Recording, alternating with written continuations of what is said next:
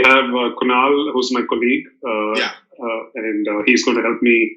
Usually, because there's so much audience engagement and participation, it's good to have a moderator so that allows you to sort of take a break once in a while and think through some of the follow-on questions, etc. So, Hi Kunal, how are you? Hi Nandan. Good to have you here. Thanks for joining us this evening. No, it's a pleasure. It's a pleasure. So Nandan, it's an interesting format where essentially it's like a broadcast audio channel, of course, as you discovered. Yeah. And if we have enough time in the end, Kunal will try to pick a few folks in the crowd who put up their hand and they actually virtually brought into this room. Yeah, let's do that, Karthik, because that will become more engaging than simply two of us going on and three of us going on and on. Sure. So this is we are planning a 1 hour, right? Yeah, that's right. So maybe we want to last 15-20 minutes because people like to ask. It's much more interactive.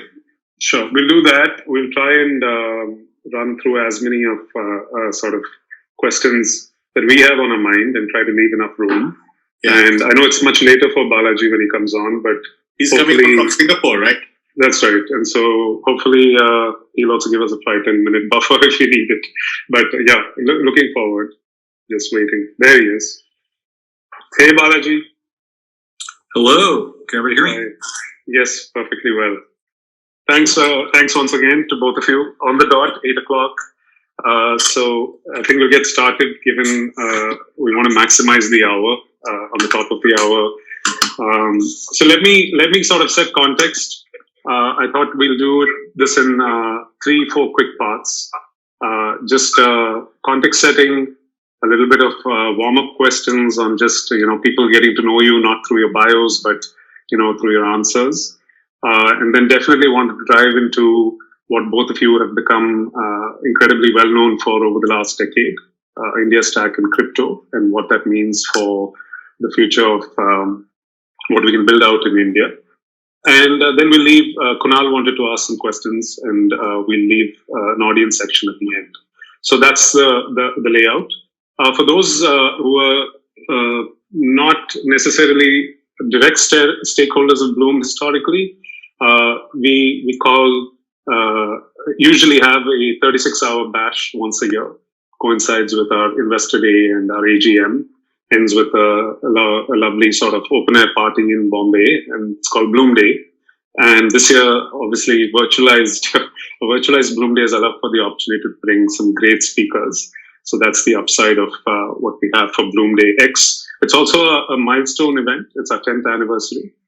It's our 10th Blume Day. And Blume Days have always been around relationships, celebrations, and learnings. And we couldn't have asked for a better set of folks on our kickoff this evening. Their talks, as some of you know, will run through the whole week. Some of them are open to public and some are more private. And we have two people who don't need much of an introduction. And what we titled the talk today was basically the foundations of what we built in tech in the last decade, giving way to sort of a transformative decade going forward. It also spoke to our ethos of where we have arrived in 10 years. And even if you don't know both of these gentlemen, Nandan and Balaji, personally, if you look at Nandan's track record of achievements well beyond Infosys, his love for all things Bangalore, public scaling, the Bangalore International Center, if you've seen it, philanthropy. And then if you've heard Balaji's talks of late around India's opportunities in the 2020s, you know that we are probably sitting here today with the two thought leaders who are unabashedly optimistic about India. And so maybe my kickoff question, Nandan and Balaji, is sitting in 2010, like we were starting Blume 10 years ago, what have been the one or two stories that you never saw coming into the current scale that we are at in India by 2021? What has surprised you positively? Maybe I'll start, Karthik. Sure. I think, in 2010, I had just started my stint at the UID. I was operating from a small makeshift office in Delhi. And we had a lot of dreams about creating public digital infrastructure for 1 billion people. But the way it's taken off, it took a long time, but the way it's taken off, and now it's in every nook and cranny and being used by everyone. That was something which, I never, I dreamt about it, but I never really, it really happened. And that was an amazing experience. And now I'm looking forward, like you are looking forward to the next 10 years of Blume. I'm looking forward to the next decade of Indian tech. And I look forward to this conversation with you and Balaji and Kunal. And hopefully we'll be able to come to some exciting ideas. Super. Balaji, how about you? Well, so, my perspective is shaped by, being in the US over that period and being in Silicon Valley and whatnot. And, certainly growing up, came to India many times as a child and teenager and so on. And one of the most, you asked what surprised me, and one of the most surprising things to me is that it's America that now has an absolutely world-class group of intelligent people that's trapped in a tragic commons and ruled by a dysfunctional state. Whereas India has actually risen in state capacity beyond the US in a way that I would not have thought possible in the 80s or 90s. With Aadhaar and UPI and Arogya Setu and Reliance Jio, number 3 on the tech unicorn list. And, while India didn't do as well as East Asia, anywhere near as well as East Asia under COVID, it did have under 1/10 the number of per capita COVID deaths as the US with less than 1/10 the GDP per capita. And that's actually pretty good. You might attribute that to heat. You might attribute that to a relatively youthful population. We don't know the full, molecular etiology or whatever yet, but still, overall, the increase in state capacity of India and the decrease in the US has been, to me, an incredibly surprising story. Super. For those who don't know Balaji intimately, he's an angel investor, an entrepreneur. He's formerly the CTO of Coinbase. He's a general partner at Andreessen Horowitz, one of the most acclaimed VC firms. He now lives in Singapore. Nandan, you spoke about that, that experience in getting Aadhaar out. What was the aha moment in your interactions with government officials, both at the inception? How did they even allow you to actually get started? And then when the change of guard happened in 2014, the incoming administration was mentally, of course, sitting in the opposition and was opposed to Aadhaar security protocols. But the level of embracement, as you said, and expanding the program and extending it, which became the inception of the India Stack. How did this come about? Audience would love to hear a little from your side. Sure, Karthik, that's a great question. And, it showed to me, this has shown me the wisdom of Indian politicians. Because when I came to the government in 2009, they gave me the rank of a cabinet minister, and to be truthful, a completely free hand to assemble a team and to do tech the way that had to be done. So in some sense, I was a startup inside the government, except that there was no stock options in that startup, only psychic stock options of having served the nation. And I think they gave me full support, and I had to negotiate through the system and work with lots of states. The politics of managing expectations and change management is more complex than the technology, but we managed to do that, and we reached 600 million people with Aadhaar by March of 2014. And then I quit, and I stood for elections on the Congress party, and I lost. And that was quite a, excruciatingly traumatic moment for me, because I was not used to losing generally. And then when the new government came in, there were stories about how Aadhaar may be scrapped and all that.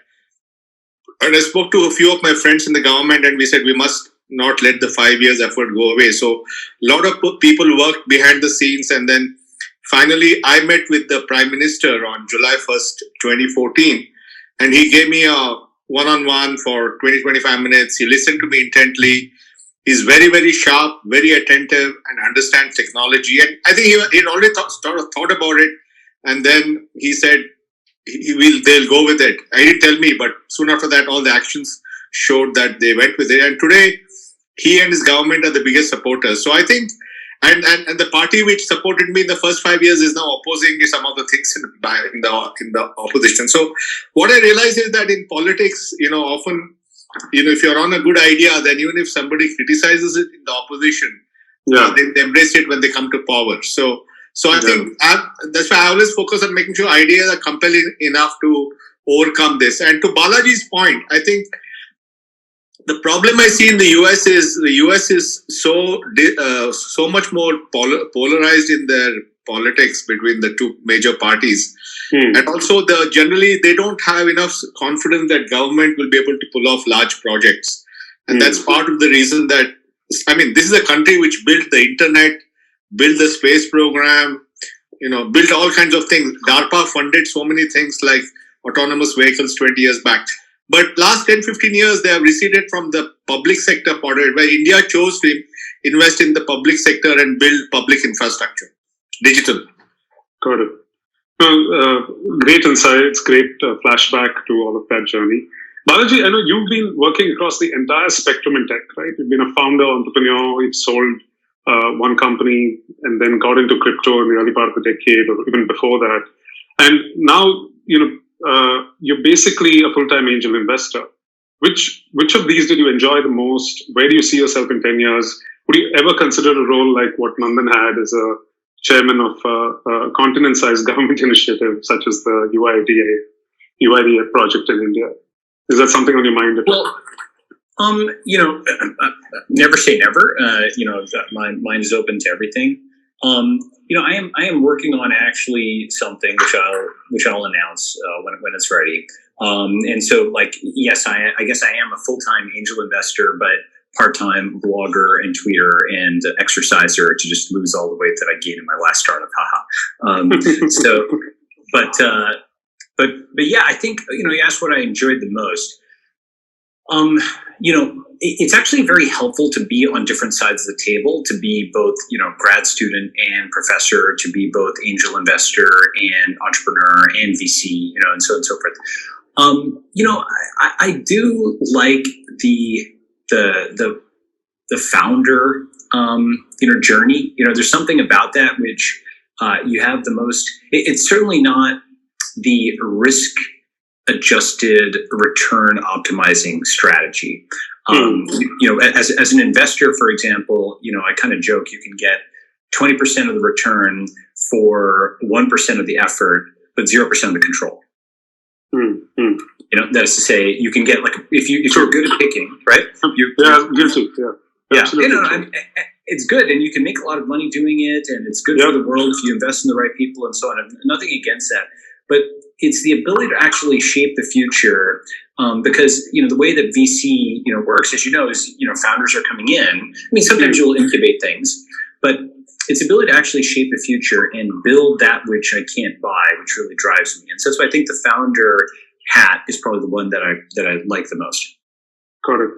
Nandan, from Balaji is just turned 40, is a decade or so younger than you were when you turned technocrat. What advice would you give an entrepreneur like him if he were to turn into an Indian technocrat, or anywhere in the world for that matter, and take a large government-directed program? What are the qualities for success in such a role that involves piecing together government, tech, regulatory frameworks in your mind?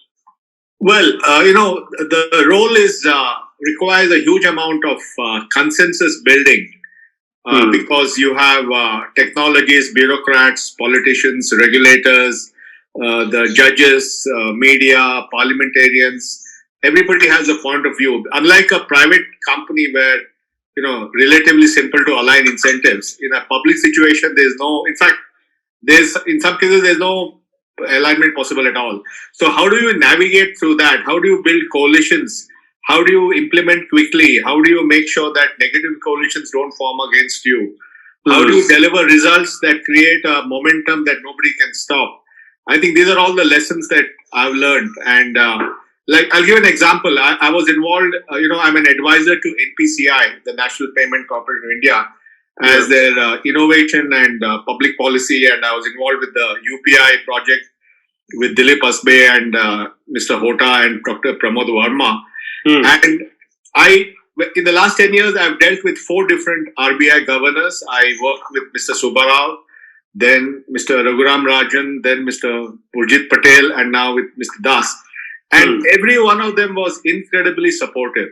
And because they immediately said how this is going to benefit the country, this is going to democratize identity. This is going to democratize payments. This is going to help competition. So I realized that, we have some great, honest, upstanding bureaucrats and regulators in India. And if you're able to tell them why this is good for the country, both for the country as a whole, as well as for the people of the country, they come on board immediately. So I think that persuasion, telling them why it's beneficial, why it's a win-win, all the time you have to keep on going around. And I traveled crazily. I went to every state in India to meet the chief minister and the bureaucrats to convince them on Aadhaar.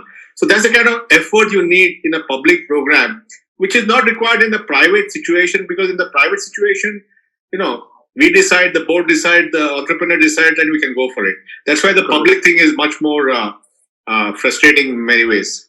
Fantastic segue to what both of you are known for, and I definitely want to steer this part of the conversation the next 10 minutes, perhaps. Nandan, you've been responsible for some of the amazing public infra that's been put in place in India. In some form or capacity, you've been a part of Aadhaar, UPI, India Stack, of course. And Balaji, you recently said that you think India as a number 3 superpower can build the next rails using crypto and other blockchain technologies to lead the new world order. Would love for both of you to kind of spar on this a bit. Balaji, you could elaborate a little on the ambition for India here, given the challenges, and then Nandan, your views on what's possible given what you've seen. Yeah. So let me jump in on just one point there. I think so. I did give this talk last week on how India can win-win, but there's an important, actually more than an asterisk, which is I don't think that India, as the number 3, can lead a world order. I think it should strive for world facilitation, not world domination. And what I mean by that is by championing national stacks and neutral protocols, it can be a trusted arbiter, essentially sort of like the role Switzerland plays, but in between the US and China, not getting pulled into either side of the Second Cold War, which, if anybody's following it, it's going to continue. There's a very testy interaction between the US and China just a few days ago in Alaska.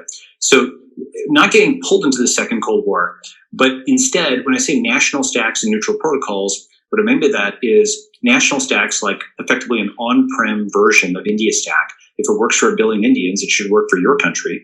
And most of .io is already doing this. Aadhaar, is being used by the Philippines, and this is something where it becomes a software export for the country as a whole, right? And that's one way where you're shipping the software, but it's on-prem, so that country still has root access, whether it's Hungary or Brazil or something that's using the nation stack, the on-prem version of the stack. And the second model, which is related to this, is every country will run their own nation stacks. And we're already seeing this. You've got, like Ku in India, and you've got Yandex in Russia, and you've got Naver in Korea. And so you're going to get essentially every large enough group of countries, maybe not just Russia by itself, but Russia plus Belarus, for example. Maybe not just India by itself, but India plus Sri Lanka and kind of friendly nearby countries, right? So every sort of regional cluster will have regional social networks, search engines, Amazons, etc. But between them, they're going to still need to transact and to communicate. And so the second order correction after this first order correction to national stacks is neutral protocols. For the same reason we have the law of the sea. The law of the sea is basically this, multi-100-year-old, actually, I'm not sure if the current generation is multi-100-year-old, but the concept of international waters has been around for a very long time as a sort of demilitarized zone where countries can kind of ship stuff back and forth, and you're not supposed to pirate each other or what have you, right? In a similar way, these neutral protocols, these trust minimizing decentralized systems are what fill the gap, and they're like the law of the sea for the internet in between these nation stacks. So that's a vision of the future where India, because it's number 3, cannot coerce. So instead, it has to rely on convincing. And I actually think the most successful countries are going to be the ones that, whether for cultural or practical reasons, are much more into convincing than coercing. So that's Switzerland, that's Estonia, that's Singapore, that's Dubai. There's countries like that have to convince rather than coerce. I think India is in a unique situation there. Okay, then please. Yeah. And then your thoughts? No, I think, look, first of all, let me say that Balaji is absolutely brilliant. and also extremely hardworking. If you have a chat with him, within half an hour, you get a detailed email of what needs to be done. So clearly, this guy works as hard as he thinks. And I got to know him because his uncle Narayan Ramchandran is a very dear friend of mine. He lives in Bangalore. Yes. So I think, let me see the way I see it. I think it's a very attractive vision that he's painting. My view is that where India is on crypto and all that, and where I think it could be. First is that there is no doubt that Indians have embraced blockchain technology. I know of many projects that are being done by companies, by NPCI on using blockchain. So blockchain, everybody accepts. I think Indian regulators also accept the concept of a central bank digital currency, CBDC, so like a digital rupee. I understand public information that there is a committee which is looking at this. And I think the broad principle has been accepted that we could have some kind of a digital rupee. I think because of the infrastructure that India has in UPI, which gives very high volume, low cost, high volume transactions, it's not clear to me whether we need a private stable coin or whether a digital rupee is good enough. And there I may have a difference with Balaji, who may suggest that we should have stable coins. I think the Indian digital rupee is good enough because we can easily make that run on top of the UPI infrastructure, and 200 million people can trade in digital rupees. And then there's the question of allowing Bitcoins and other cryptos. And there I think, again, I don't know the current thinking on this, but there are reports that they want to ban it or not. My belief is that we should think of crypto as an asset class, just like gold or foreign exchange, and allow people to have some crypto to a certain level. Exactly, I don't know if you guys remember, you're all too young, but in 1968, we had something called the Gold Control Order, which actually prohibited people from having coins and bars, and goldsmith could have only X milligrams of gold and whatnot. And this created a lot of black activities in gold and all that. And finally, only in 1990, as the liberalization began, that the gold control order was abolished.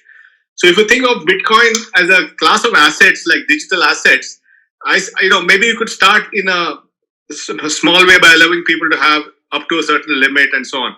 So I think as a transactional system, I'm not so sure it will work for India, because UPI will become better and better. NPCI has already publicly said they're going to go to 1 billion transactions a day. And with that kind of very, very high volume, low cost, cheap infrastructure, it'll be difficult, at least for now, to provide competition from Bitcoin in a transactional sense. But certainly as an asset class, I think it should be looked at. So this is where I am. And, Balaji may not entirely agree with me, but I think we've been having these debates about how to do it in India. Got it. No, two branches. Actually, Balaji, why don't you react to that? I actually do agree with a lot of that. And I have a couple of thoughts.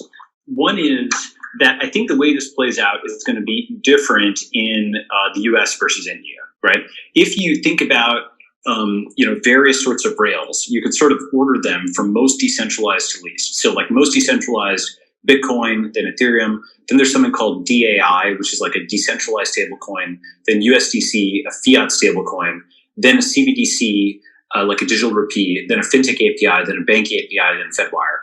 And I know they just threw a bunch of technical stuff, but the point is that there's sort of a continuum of decentralization going all the way from Bitcoin at one end to Fedwire at another. What I think happens in the United States is because the US has no state capacity at the government level, the digital dollar will end up being effectively stablecoin issuance licenses granted to all the people who are able to ship stablecoins. So that's the USDC consortium, that's probably Paxos and TrueUSD, and maybe several others, right? And there's quite a few of these that are launching these various stablecoins. So that's essentially like the bank charter for fintechs and for crypto companies. It kind of comes all the way through. This is similar to sort of the Jobs Act giving a new route for crowdfunding. Okay, so that's how I think it plays out in the U.S. because they lack the state capacity to actually do anything. They're just going to bless the private initiatives. I agree also with Nandan that India is actually, with India Stack, able to execute. And I think that a digital rupee domestically that runs potentially on UPI addresses. That seems like the likely deployment point.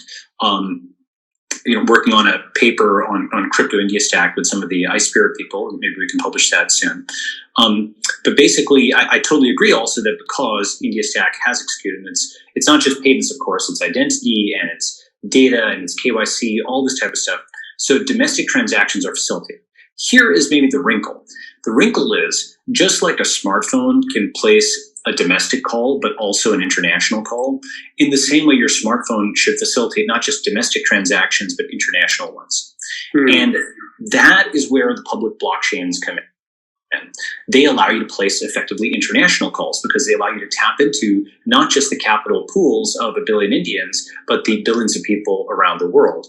And if you go to a website called DeFiPulse.com, DeFiPulse.com, and you just click all and you look at how fast decentralized finance or DeFi is growing, it's at $50 billion and it's just a straight exponential. It's been going like this for years, and it's insane how quickly it's growing. There's very few things you can see which you have a thesis on it. It's not like just a bubble. There's a lot of energy, a lot of activity, a lot of cryptography, decentralized computing that's happening there, and this thing is up and to the right. And what is the implication of that? The implication is, if you know the concept of MSMEs, right, like micro, small, medium enterprises, right? Yeah. RBI actually a while back, right? So they estimated that there's something like a $25 trillion gap in terms of, let me quote this actually. In India, the total addressable demand for external credit is estimated to be 37 trillion rupees, while the overall supply of finance from informal sources is estimated to be 14.5 trillion.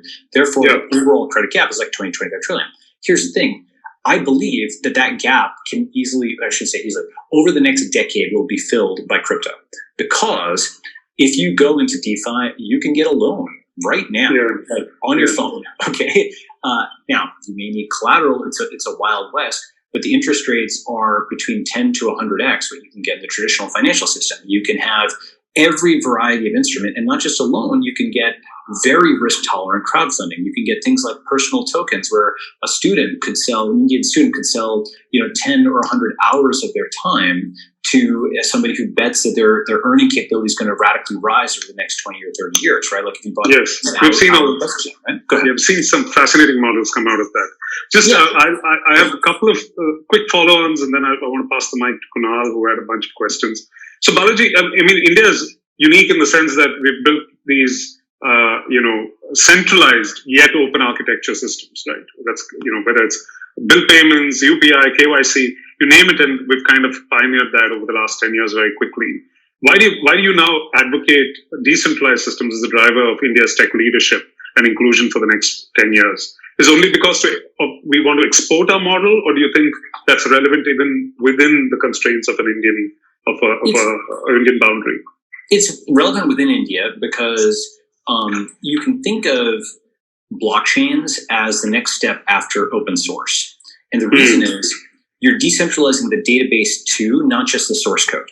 Okay, so one way I put it is you have open source, and now you have open state and open execution. That's to say, you have a database that anybody can read from, that anybody with the coins can write to, and anybody with mining capability can extend.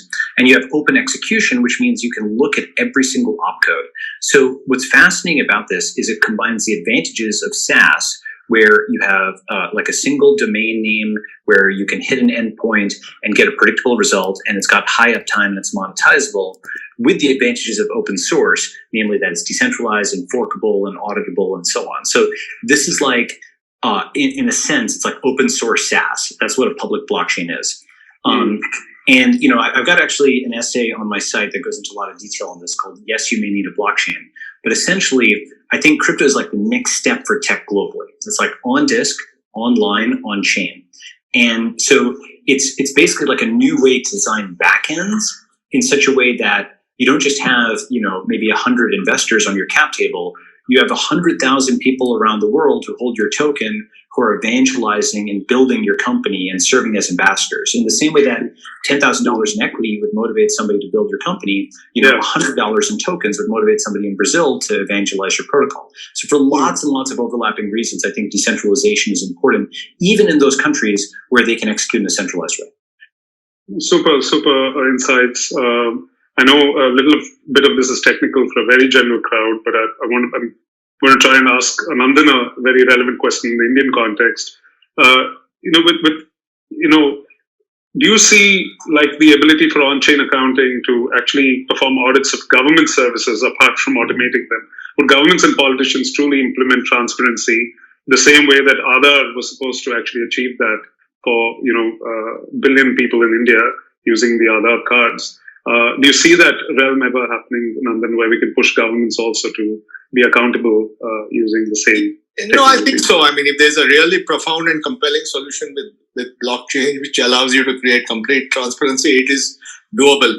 But let me just unpack a couple of things from what Balaji said. Sure, please. First, as I said, cryptos as an asset class, I think, makes a lot of sense, and we need to figure out how to make it happen.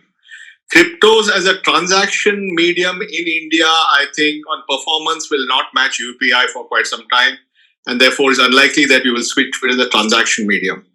There are two other things that are very important and profound points that Balaji makes. One is that it allows you to internationalize your financial system because you're plugged into this global financial market of Bitcoin and Ethereum and all that.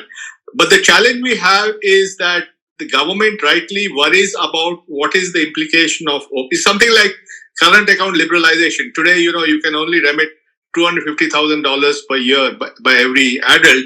This is like unlimited, export and import of currency. So it completely undercuts whatever currency controls they have. So that is difficult.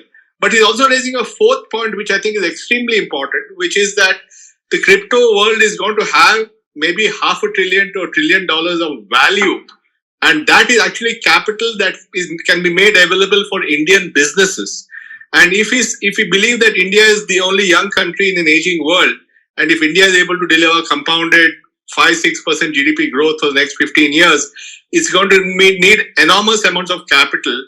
And therefore, apart from the regular capital it's already accessing, if you can also access the Bitcoin store of capital, then that's only better news for the country. So I think we need to look at all these dimensions, and finally, whatever Balaji is talking about, we need to frame it.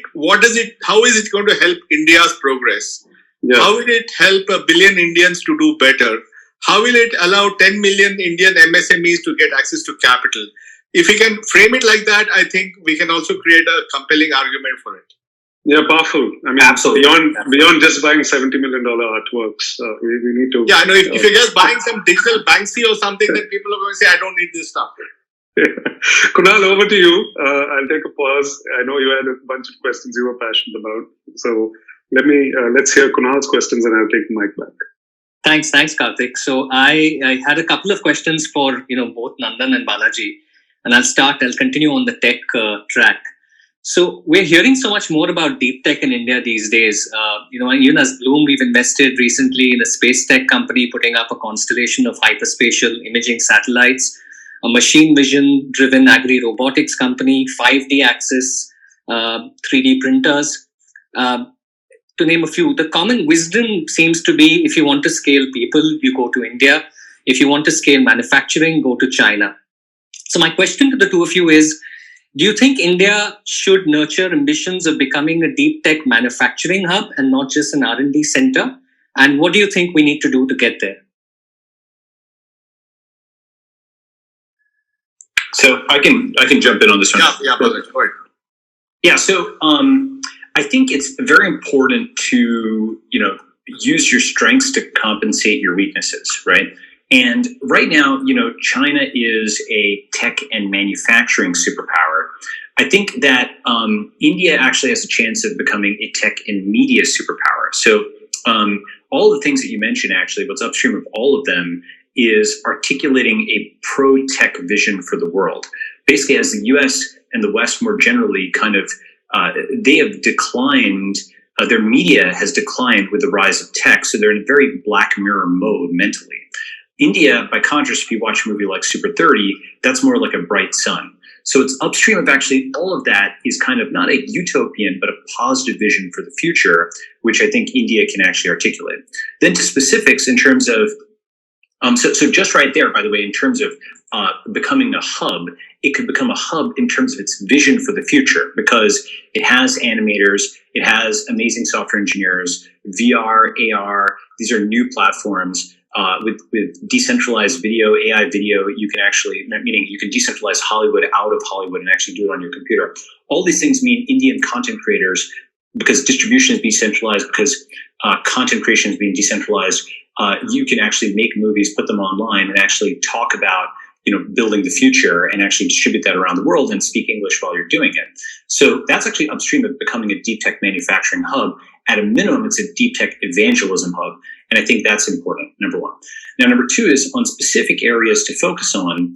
I think it's important to go after those, not exactly from an industrial policy standpoint, but not to just try to copy China or what have you, or copy the US or anybody else, but to go after areas that they can't go after. For example, China somewhat consciously went after drones rather than trying to compete with Boeing and Airbus right away. They went after BGI and genomics rather than going after pharma right away. They had some degree of industrial policy / decisions in terms of going after the next gen in bio or in aviation rather than going after the current gen. So what's the next gen? So you mentioned ag robotics. I do think robotics should be a huge area for India, because it allows India to get to self-sufficiency, and allows India to also export to other countries, maybe a bunch of robots in a box, to get their manufacturing or their farming or even their retail stores to self-sufficiency. And robotics is a way to turn China's manufacturing advantage into software where Indians have a lot of competence. I also think that in terms of satellites, India has ISRO, and it's actually been doing a lot of launches. It's competitive with SpaceX or close to it, and should become, or set out to become, the launch pad for the world. And like entities like Blume, investors should try to invest in as many space companies as possible that are good ones, of course, and have them launch in India first. While it becomes harder to maybe do launches in other countries, this becomes a place where it becomes easier. And so what you do is you kind of, rather than try to boil the ocean and do every single area. I mean, look, entrepreneurs will do what they'll do, and they'll prove us wrong, and we might be wrong. But in terms of areas that focus in, those areas where there's some existing strength that you amplify that other countries may be less attuned to or less enthusiastic about because it disrupts one of their existing advantages. Thanks, Nandan. Yeah, no, I think definitely deep tech has a big role. I think, look, in some sense, the world is moving to what we are good at, which is softwareizing, right? So everything is getting softwareized. And if we can do deep tech, which has a very high software content, and we can assemble that deep tech with commodity hardware, I think there's a lot that can happen. And I think for example, we are seeing a huge uptick in the use of AI in India. And a lot of it is in the government. People don't realize, for example, the whole GST system, I don't know, they've been seeing the tax collections are going up because part of the reason is they've used AI to catch fraudsters in GST. So I think there's a huge appetite for deep tech, AI, robotics, all that, AR, VR and all that. And I'm confident that startups will do well as long as they design the architecture where they softwareize everything and just use commodity hardware. Got it. I agree with that. I would also say one thing, which is I think it's fine for people who are on their first startup to clone, existing features from other countries or what have you if they need to. There's nothing wrong with building, Flipkart as like the Indian Amazon. Of course, it innovated en route to that. But in that cloning, basically what Elon did is he made money on Zip2 and on PayPal, and then used that to fund electric cars and rockets. And so it's quite reasonable for someone to have their first startup be enterprise SaaS, and then the second one is the one where they go for broke with something more ambitious. And that's just about someone's personal disposition. Maybe there are a grad student in that ambitious area and they want to go straight to that. That's also feasible. Great, thank you. So I'll continue on this path, and ask you, Balaji. You speak on your blog of technological progress as a duty, the most important thing we can do for broad-based prosperity. I personally like to think of tech in a simple manner, which is everything that can be standardized will be commoditized. And so when your old boss, Mark Anderson, famously said software eats the world, does the world increasingly mean more than just products and mean real people and their livelihoods? How do both of you think masses of people stop being consumers of tech, become owners of it in a decentralized world? Yeah, so maybe I'll go first, and Nandan, I'm sure, has thoughts. So I think what you're talking about is the transition from consumer internet to producer internet. So consumer internet is often aimless and time-expensive consumption, whereas producer internet, that's aimful and intentional creation, often for sale. So and what's interesting is the creator economy is helping to bootstrap that producer internet, like Figma, Canva, Substack, things like that help people create content and often monetize it. And I think India will be a pioneer here because Internet India, meaning, the India that now has like 400 million odd new people with smartphones, it's not just a market. I actually think that's secondary in terms of its global importance. It's a digital factory. And what I mean by that is there's this enormous labor shock that's about to hit the whole world, where an enormous number of jobs are now capable of being done remote.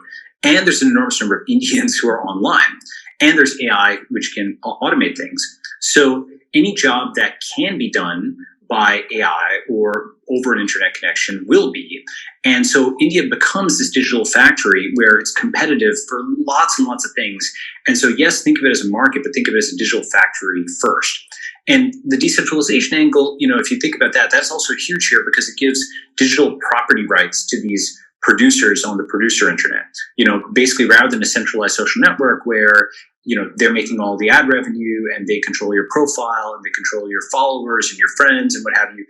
Decentralized property rights or decentralization, blockchains basically give property rights on the internet. You control your profile, the revenue comes to you, and so on and so forth. Those decentralized social networks are still in their infancy now, but all the financial aspects and the naming aspects, like things like ENS, are coming or already at very large scale, billions to trillions. And I think you put those together, you start getting actually social networks which become digital economies, where basically you've got economies of producers. And in those economies, India becomes a digital factory.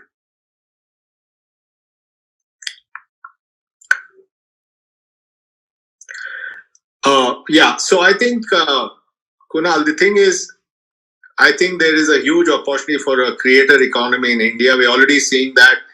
We saw the number of people who had had creative content on TikTok, and when TikTok was shut down, how quickly they migrated to other products and platforms, including Indian-built platforms. And I think that will happen anyway. Now, whether that happens in a decentralized manner or a centralized manner is a separate issue. I think obviously the current set of platforms that we have are centralized, and it will happen on those centralized platforms. But it will give an opportunity for thousands and millions of creators to create a creator economy, become influencers, sell based on their recommendations and so on. And then when there is a robust decentralized architecture on which they can migrate and be even more empowered. So I would not wait for the decentralized creator economy. I would use the current infrastructure we have and migrate to that when it comes. Great, thank you. So we just segue into something completely different. This chat has become a little intense on tech, maybe. And Balaji, you presciently tweeted last January at the start of the pandemic about the acceleration of trends such as border closures, nationalism, social isolation, and remote work. Now, in a strange coincidence, does this mark the end of, quote unquote, the world is flat? A quote by Nandan, which was used as the title of Tom Friedman's 2005 book. 14 months into the pandemic, where do you both see us on these trends? And should we, celebrate our primitive tribal instincts or try and reverse them? Well, what I think happens is the physical world. So here's the thing. I think that we are sort of, at least in the U.S., potentially. But let me say there's a branch point, right? It's awesome that vaccines are out, that they're at scale, that they're being shipped, that millions of people are taking them and whatnot. But I think there is a probability, not 100% and not 0%, that the virus is at massive worldwide scale, and it's basically doing parallel processing, not consciously, but it's under intense selection pressure to do immune escape and to develop variants that are vaccine resistant. I actually had, I hope these aren't prescient, but I had some tweets on this back on January 20th that it's doing a parallel search of genome space to find mutations that allow immune escape. It's moving faster than humans. And so we really want is a process that goes from variant to vaccine in days or weeks at the most, not months. And so in the event, now it has to overcome quite a few barriers to do this. It has to defeat multiple, without getting too technical, there's multiple issues the virus would have to overcome to defeat these vaccines, but it's not impossible. And it's going through so many reps at such scale that it's, like Jurassic Park, life sometimes finds a way. So if that's the case, so there's basically, let's branch on that, right? In the event that there is like a second, I shouldn't say a second wave, but like a second variant, just like, with the flu, it has certain techniques where it can swap things around. That's why you need a flu, booster every year. Maybe something like that happens here. It's genetically, in terms of genetic architecture of COVID-19, it's not as easy as the flu, but it's, who knows? We'll see what happens. So if a vaccine-resistant variant arises, then you kind of have something where we kind of have to go back to the drawing board. And you have something where I think there will be an immense pressure around the world to reform vaccine approval processes so that maybe you are doing challenge trials where, you have volunteers that test out new vaccines and actually, volunteer to get vaccinated and then be exposed to the virus, so you can kind of speed up the process of testing new vaccines. I think you also have something where red zones and green zones become more permanent because, one thing that happened last year that is kind of remarkable is that, American nationals were banned from traveling to many countries, as were nationals in many other countries. A lot of the world, as you said, the world was flat, but then it kind of closed up.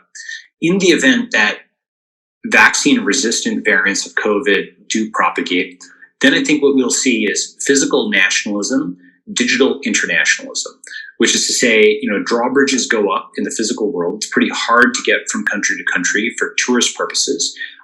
Instead, what happens is people do migrate, but it's permanent economic migration, since most people don't want to take the 1 or 2 week overhead of quarantine. And it's relatively hard to get from a red zone into a green zone. And so that's the alternative where, vaccine resistant variants occur.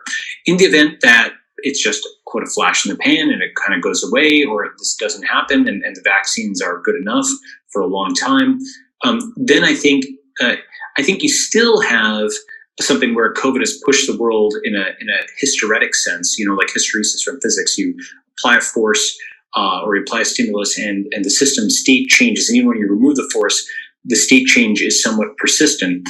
I still think that COVID has had that sort of hysteretic effect where the world is now different than it was before. Nationalism has increased. The US and China are kind of headed for Cold War II, or already in it, but it's not as bad in terms of international travel.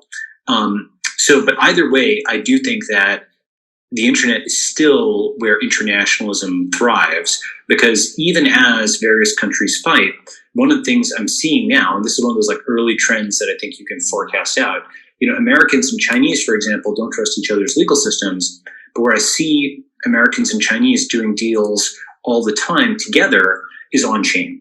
Because you can't diligence maybe a Chinese contract if you're an American, or an American legal contract if you're Chinese, but you can diligence a smart contract on the Ethereum blockchain. And so that's why people are doing joint investments in protocols online, since they're investing in code and they're investing through the internet. And so I think that internationalism still is going to be big, but it's going to be mainly online in both of those scenarios, but more so in the first. Yeah, I think I agree with a lot of what Balaji said. First of all, there will be possibly barriers to physical movement of people and goods because of tariffs and all that, and people because of the concerns of transmission and contagion. But the digital movement of ideas, work, software, that will only accelerate, because when people become comfortable about working from home, then whether the person working from home is in Boston or Bangalore doesn't really matter. And therefore, you will see that side of it growing. But I must say that on the whole COVID thing, India has come out pretty well. I mean, in spite of all the doomsday predictions about India, the number of cases have been nowhere what people predicted. The number of deaths have been an absolute minimum. Our system has coped with this, and we don't know, as you said, whether it's age or immunity is high or whatever. But also, I think the fact that India is proving to be the vaccine capital of the world is an amazing thing. And there are many companies. Just today, I was reading about how 4 or 5 companies are going to make the Sputnik vaccine. So India is going to be a vaccine capital. And then the digital infrastructure for vaccination built by the government with Covid and Ram Sevak Sharma as the CEO of NHA is going to be really amazing. I mean, just yesterday, a friend of mine who lives in Seattle, which has some of the world's most advanced tech companies, sent me his vaccination certificate. And it was a piece of paper on which something had been scribbled and something had been stuck. And I sent him my vaccination certificate, which was digitally signed, encrypted, QR coded, authenticatable online and offline, which I could get printed out on my smartphone or stored in my digital locker, and which I got within 2 minutes of my vaccination. So I think that's another leapfrog which we are doing. And so I think overall, whether it is the handling the COVID in terms of the cases, handling the vaccine production or the rollout of vaccines, I think India has demonstrated that you can do that. And that, I think, has given a big burst of self-confidence to all of us. And that should hopefully inspire us to really come out of this even better. Thank you. Karthik, you had a few more questions, so over to you. Yeah, no, I think what I'm going to do is, gentlemen, Nandan and Balaji, I'm going to shamelessly ask for, 10 extra minutes or so. I definitely want to let some of the audience in. Some of them have been waiting patiently. I think Asha is here. I haven't seen her in ages, so I have Asha Jadeja into the room, and then we'll introduce one more person, Anirvan. So the protocol, I'm going to try and request them to. Am I doing this right? Kunal, if you want to let in Asha and Anirvan while I ask a question, and see whether we could get a couple of questions in between my questions. I think Asha or anybody else will have to raise their hand, and then I think they are in the raised hands, and I see them there. And now, what am I? I'm supposed to hit a button. Yes, okay. I did, but I don't know what happened to that. Okay, I just did that. Anirvan, are you in? I think she has to accept also. Oh, okay. Okay, got it. Let me let a couple of other people in. Ritu, Anshu. I'll ask a couple of questions while that's happening. The protocol should be no long introductions, just direct a question to one or both people. Ritu, you're the first one in, and then we can just keep the flow going very quickly.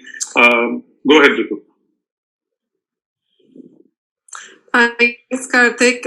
And what a wonderful talk. I think this was full of great insights. What I would like to know is that what is stopping India from adopting cryptocurrency today? Do you think we need something like what Nandanji had said, that, probably a UDI office, which then did the entire Aadhaar? Do we need something like that for India to make and probably adopt its own cryptocurrency stack in the coming days? Well, I think that India, because it's had some degree of a lot of regulatory uncertainty around it, that has kind of stopped crypto from compounding in India. And then also, India has actually executed extremely well on its domestic stack.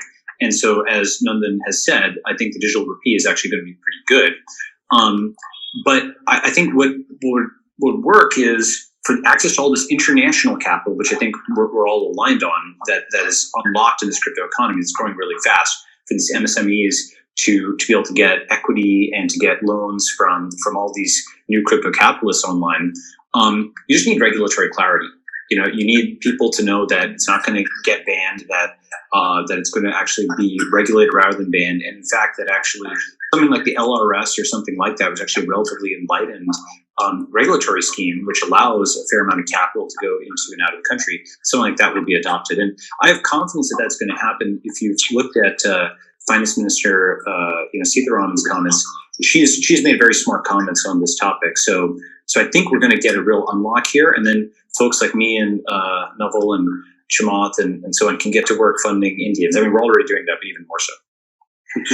Yeah, so I think, as I said, let's break it up. I think there's no question that Indians have already started using the underlying technology of Bitcoin, which is blockchain. So that's there. I'm sure that India will come out with a digital rupee in the next 2-3 years. So that's there. I also felt that if you have a digital Indian rupee on UPI rails, you don't really need other stable coins. So I think that's the other point. Finally, the question is cryptocurrencies themselves. And as I said earlier, I don't think we can offer cryptocurrency as a transaction medium. It won't compare on performance with UPI for many years, but it can be thought of as an asset class. And just like India had extremely tight restrictions on gold with the Gold Control Order of Morarji Desai in 1968, which was abolished in 1990, as Indians become more comfortable with cryptos as an asset class, then we will make the steps to have people have some holdings in crypto as long as they declare them and so on. So I think this will have to be done in a very structured manner. I do believe that the debate will happen. And we also, I think we need to, when we talk about these kind of things, we must position this, or we must bring out how will it benefit India and how will it benefit Indians. Unless you're able to argue that, no amount of technology is going to sway anybody's point of view. The way I see it is that we talked about MSMEs, and if MSMEs need capital, and if we can say that the capital in the crypto world, which is $500 billion to $1 trillion, if that is made accessible to MSMEs, and if they can get that capital to grow, then we have an argument for that. Similarly, if people can get the benefit of crypto in some manner in their individual thing, for example, better remittances or whatever. So we have to frame this in terms of benefits for Indians and Indian companies. No, so it's a journey. Nandan, I totally agree. Every conversation we've had with policymakers, obviously at a much different level than what you have engaged with, I think the politicians and the bureaucracy would love to hear the benefits and an execution plan, right? You can't leave things at their doorstep without specifying both of these and expect that it'll just be wished in. And that's somehow becomes our collective responsibility. So I'm fully with you on that.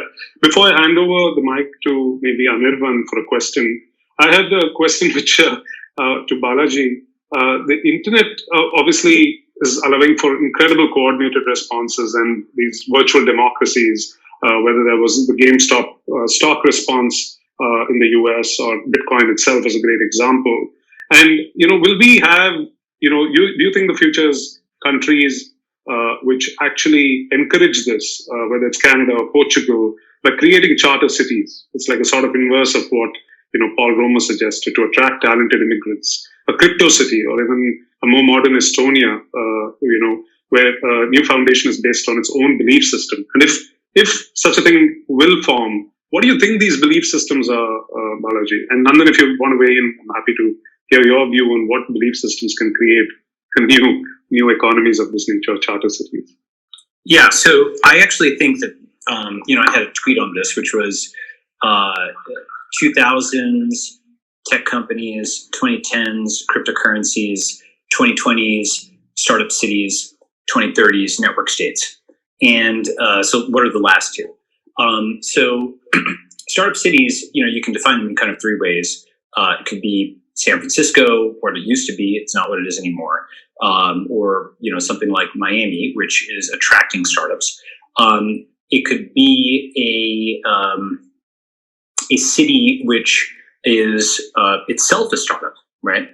That's to say, a city that is built from the ground up. And we're already starting to see that. For example, there's Cul-de-sac in the US. There's quite a few of these startup city projects around the world. I funded something called Pronomos, which is a new VC firm that is just investing in startup cities.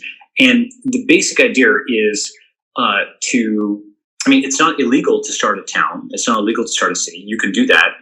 Many places in the US, they've got ways to turn unincorporated land into incorporated land. If you think about it, there had to be some initial moment, just like you can set up a company, you can set up a city. It's just not something that people normally do. The big new thing is that the internet is allowing us to form social networks that actually have more in common than just that they like Game of Thrones.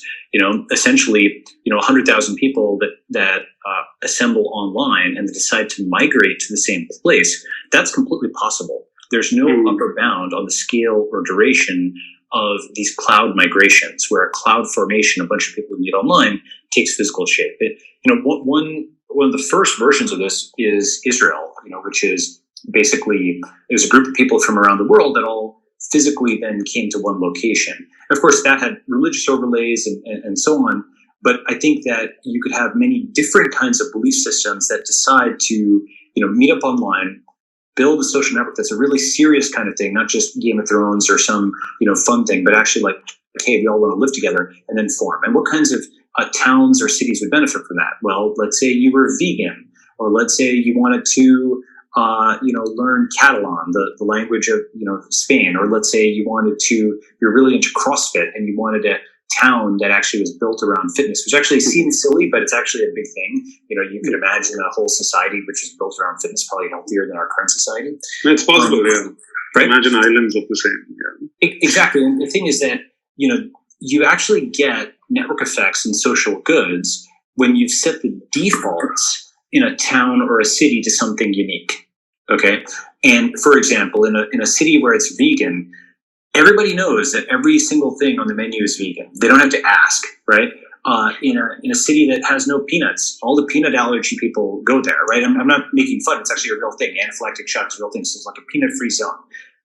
These are just dietary things, but you can imagine many different permutations like this where lots of communities form online and then assemble in person.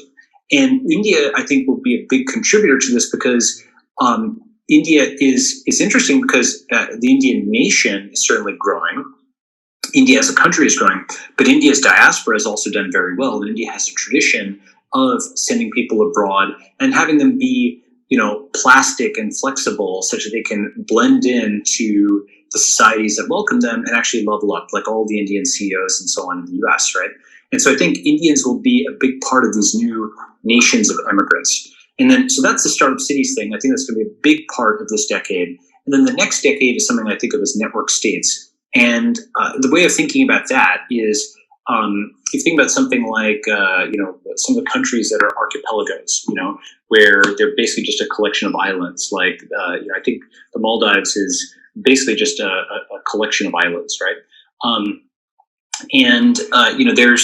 There's a few countries that are like this, where there's a piece of land separated by bodies of water, but they're considered a nation, right?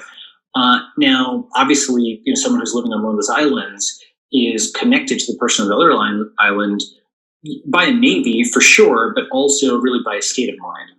And an interesting leap is to start thinking about enclaves around the world that are connected by the internet as being similar to that archipelago, which is separated by the sea. Okay? And the reason is that, right, historically, enclaves, meaning pieces of territory that were surrounded fully by other nation states, enclaves went out of favor and have kind of gone away over the last several, 100 years because they didn't have a shipping lane. The ocean was the world's first peer-to-peer network where Portugal could ship directly to Brazil or to Macau without going overland through Russia or whatever. It didn't have to negotiate all these overland rights, right? So because of that, access to the sea has always been very important. That's why enclaves have sort of been disfavored in the Westphalian era. But now, today, because we have the internet, and because access to commodities, commodities are becoming commodities, that's just, you can kind of ship them to yourself. If you've got an internet connection, you can now network together many enclaves from around the world. And so long as those people all have a common state of mind, there's nothing preventing that entity from eventually petitioning its way into the UN. And you might say, well, that's crazy. Well, I'd say, well, look at cryptocurrencies. If you have a million people and they've got more real estate than existing sovereign countries that are in the UN, or if they got 5 million people, they'll be laughed at the first time, the second time, or the fifth time. But after year 5 or 10 or 15, if they keep, producing content, it's really like that. It's really media, right? They produce content, they tell their story. Eventually this country that has more people than many other sovereign nations will gain admission. And just to level set on that, about 30% of countries in the UN have less than 1 million people, and about 60% have less than 10 million. So a relatively small physical social network would already be on par with most countries in the world, and would probably have, if these are early adopters, a higher GDP per capita, potentially more real estate if you buy a big piece of land in the middle of nowhere, and you can network them together. Now, what's interesting about such a network state is it's also immune to nuclear attack, or rather not immune, but basically you could nuke a piece of it, but you're not going to nuke, 50 different enclaves around the world, because you're going to have all this collateral damage nearby. It'll cause all these international incidents. It's not immune, but resistant to attacks by sovereign states. And fundamentally, it is something which, because the entity, the nationality resides on the internet, it's a state of mind to be protected by encryption. Much of what is real about the people is online. To give you a kind of a prequel for this, if you think about Google's offices, right? You go to the map of Google offices. Google has offices all around the world, in Germany and in India and so on. And whether it's Budapest or Bangalore, you walk in and you see the Google logo, your badge swipes. It's like a piece of Google all around the world, just like embassies are a piece all around the world. Right now, what Google is doing is it's doing commercial real estate, and it's networking them together with the Google network. But you could very well do residential real estate and network together a cul-de-sac here, a ranch there, an apartment building here, into something that becomes a new kind of entity. So that's what I think the 2020s and 2030s are about. Fascinating. Nandan, do you have a dream charter city that Balaji can sign you up for? Well, I know. In Bangalore, we already have enclaves. They're called gated communities. So, we're already there. We have people who live together, eat arugula, do Pilates, and intermittent fasting. So I don't know whether, we're already there in some sense. But that's a joke. But, I think, for example, the gift city, which is coming up in Ahmedabad, that's a great example of a planned city only for financial services. And in fact, it is possible that perhaps even all the crypto enthusiasts should look at whether they can use the gift city as the launch pad for cryptos in India, because it's designed for being a far more open financial city than the rest of the country. So that's also an option they can think about. Super quick questions. Anirvan, you want to go first? Yeah. Hi, Balaji. So I have a question for you around the point that you made about the software export of a nation stack. While that's very fascinating, and I hope it's a reality someday, I was wondering if implementing the ownership economy using blockchain industries where platforms have gained monopoly can happen sooner. Are you seeing anything interesting being built around that space currently in the Valley? So do you mean like Monopoly, the board game? Go ahead. No, I just want to understand what you meant by that. Like, can you repeat? Like, because you broke up for a second. I could hear crypto in games. Yeah, go ahead. Yeah. So my question was around the ownership economy. I was wondering if implementing the ownership economy using blockchain in industries where platform companies have gained some form of a monopoly could happen sooner. And if you're seeing anything being built in the ownership. Absolutely. So let me actually talk about that. Okay, now I heard your question. Every social network or two-sided marketplace is vulnerable to a token-based attack, and here's why. At the whole point of a network effect is that when you get to the scale of Airbnb or Facebook, every new host, every new guest, every new user kind of helps every other user. It gives them more value, right? And when you start a new social network or you start a new Airbnb competitor, you have a much smaller social network or two-sided marketplace, so you're not delivering value right away. And that kind of means that that's a moat against competitors, right? Okay. So if you think about that visually, it's like a curve that ascends from the lower left to the upper right, where the x-axis is the number of users and the y-axis is value. Okay. Now, if, however, your new decentralized social network or decentralized two-sided marketplace, your crypto version, if that issues a token at the beginning, token upside is actually highest when the number of users is smallest. In the same way that, the first angel investors in Clubhouse or in Facebook did better than the folks, from an upside perspective, than the folks who came in the Series D or Series E round. Not that Clubhouse has had it, but if it does. In that exact same sense, a user who joined earlier in the life of this social network two-sided marketplace before it demonstrated value would get tokens that have more upside. And then over time, what would happen is as you get to user 10,000 and 10 million, they get less tokens and less upside. So this is a crowbar with which you can speculate your way into breaking network effects. And that gives startups a chance of kind of going after these big guys. Now, crypto also gives you a lot of other things. It gives you identity, and it gives you message signing and encryption. It gives you potentially hosting. It gives you access to the crypto economy, and most importantly, it gives you balances. One thing that I'm absolutely sure of is, and this is what we take for granted, but when you log into a site with Facebook login or Google login, it's just a login. It doesn't come with a balance, which is actually an incredible missed opportunity. Crypto makes that happen. When you log into a site with Ethereum, you have a balance, and you don't necessarily have to give up your real identity. So that alone is something which is going to disrupt another monopoly, which is the login monopoly, because a user that logs in with a balance is far more valuable than a user that doesn't. And so I think we're going to have turnover in Facebook and Google login over this decade because of that. Thanks a lot, Balaji. I know we're running out of time. Kiran, last question, and then I'm going to close with a final question to the host, to the panelists here. Kiran, go ahead. Yeah, thank you very much. Hi, I'm a venture capitalist based in Japan, investing in deep tech companies. My question is about, research is a fundamental part of powering tech, right? And obviously, US, especially related to AI, has been doing great work on basic research, and China has obviously industrialized applied AI research. My question to Nandan and Balaji is, how should India be thinking about basic research and applied research going forward? Nandan probably from a policy and government standpoint, and Balaji from an entrepreneurial standpoint. Thank you. Let me start on that one. I think India actually has a huge play in AI and so on. But it will probably be a lot of applied stuff. Today, we have huge databases, data stores coming up, to which you can apply AI. I talked about GST and how there are 11 million businesses and billions of invoices on that. And that can be used for credit risk, or that can be used for fraud detection and so on.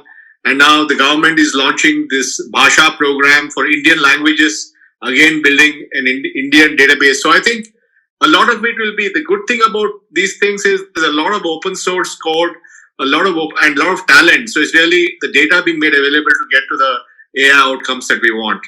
And I think the policy framework is coming for that. So I have less context on the Indian research environment. So I'm going to speak to the US research environment. I'll gain more context on the Indian one over time. Something I've been, so I spent a lot of time in academia, and I'm pretty bearish on American academia for a lot of reasons.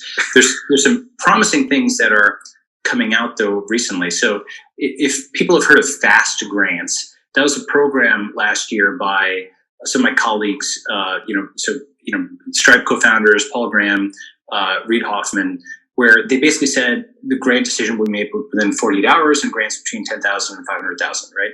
So, because normal funding mechanisms are just too slow and too bureaucratic, it needs to move at the speed of angel investing. And I think that is a very important direction for us to go, where venture capitalists, billionaires, folks who have, made a fair amount of money, and many of us have done fairly well, we need to patronize the arts and the sciences. And I think that we're going to move towards that, where you have ideally like 1,000 people who can write $10 million worth of checks for individual curiosity or interesting research that's just blue sky. And you do it because, the same reason that people did in the Renaissance, because, that's cool. It's awesome. It's maybe it gains somebody status if that thing, works, but that's not why you're doing it. You're doing it because humanity needs it.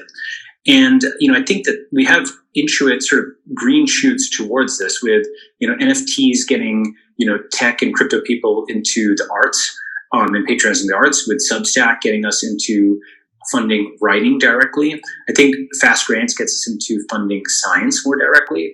And I think that is a direction that I think is promising. Super idea. It's a super idea. No, in fact, my finale question was actually going to be that maybe one-line, two-line answers from both of you.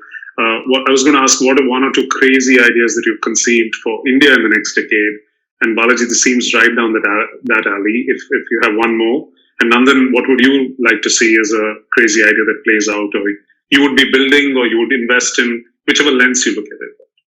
Well, I think Karthik, I'm going to just jump back into the audience because this was my question. So there's no point repeating the question. All right? Okay. Yes, Okay. I think, Karthik, the biggest idea in India today is actually the data empowerment architecture. We are the only country in the world where 1 billion company and 50 million businesses have control over their own data, and they can use that to get credit, get better healthcare, or get better skills. The rollout, nowhere else in the world such an end-to-end architecture has been thought through. A policy framework is in place. The RBI has launched account aggregators.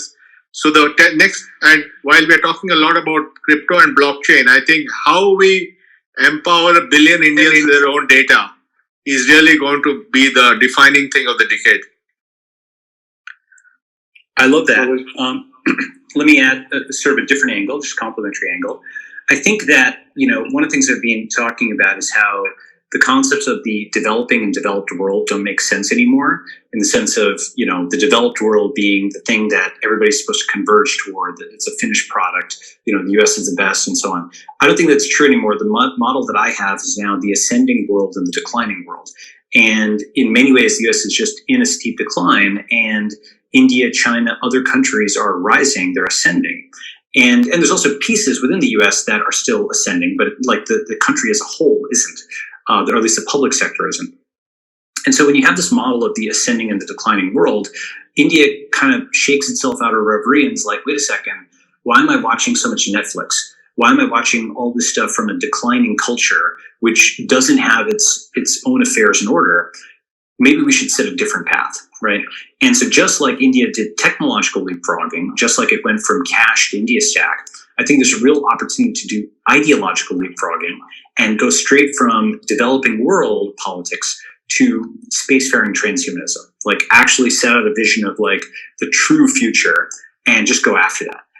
And just kind of cut through the whole industrial era stuff that, the US and the West are kind of going into paroxysms over. Because India is actually rising with technology and can actually be this bright sun to the West's black mirror. Couldn't have asked for a more optimistic. And one personal question, what did you folks connect back to in this COVID era? I mean, for me, I used to love sports. I kind of abandoned it for the lack of time. I kind of used this 1 year to connect back to elements of it, and I saw a very different version of what I had grown up with. For both of you, what has that been through this 1 year of reflection? Well, for me, it's been going more time with family, relationships, and getting back to an exercise routine. Balaji? Yeah, so the treadmill for me, and also the Princeton Companion to Mathematics, that's like my Desert Island book. It's like this huge tome, and it's awesome. So I love that during COVID. Kunal, you want to give the vote of thanks on this lovely panel? Yeah. Yes, sure. Yeah, thanks so much, Nandan and Balaji. So that's a wrap to our first session for Blume Day 10. Again, a huge thank you to our two speakers for joining this session. Your enthusiasm and optimism for the future really shone through for me. This was really so much fun. I hope the audience has had as much fun listening in as we did in hosting you two. To everyone in the audience, join us tomorrow evening, 8 p.m. India on Zoom for our next session on EdTech hosted by my colleague Sajid Pai. If you need invites, please sign up at bit.ly/BlumeDayX with capital BD next in the link. Thank you everyone again, and good night. Thanks again, Nandan, Balaji. Thanks, guys. Bye-bye. Good night. Bye-bye. Good morning.